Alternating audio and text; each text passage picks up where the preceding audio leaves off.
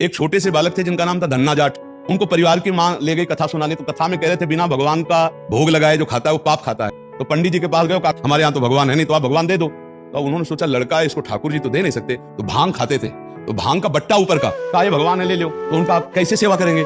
तो बोले नहा के नहा देना और पवा के पा लेना, बस इतनी सेवा। घर में गए, नहाया और ठाकुर जी को ना वही मतलब भांग के बट्टा को ना, और बाजरे की रोटी गरीब आदमी सामने रखा, पाओ प्रभु। एक दिन हो गया तो उन्होंने सोचा हमारे पास कुछ है नहीं, लगता पंडित जी के पास खीर पुआ सब सामग्री थी तो ठाकुर जी पाते, वो बिल्कुल ठाकुर जी मान रहे। दूसरा दिन हुआ फिर वही बाजरा, तीसरा दिन हुआ फिर वही बाजरे की रोटी। तो वो रो रो करके ऐसे भांग का बट्टा पकड़ा, कहने लगे प्रभु हमारे पास नहीं है कि हम तुम्हें खीर पूरी पुआ पवा सके। और गुरु जी ने कहा बिना पवाए पाना नहीं, अगर आप नहीं पाओगे तो हम चाहे मर जाए लेकिन नहीं पाएंगे। उसी समय श्री कृष्ण प्रकट हो गए, भांग के बट्टे की जगह में श्री कृष्ण बैठे और बाजरे की रोटी शुरू कर दी पाना। तो बोले देखो पूरी रोटी तुम नहीं पाओगे, आधी हमें दो आधी तुम पाओ। भगवान ने, और फिर जो लीला का विस्तार हुआ कि धन्ना सेठ हो गए। ये है विश्वास।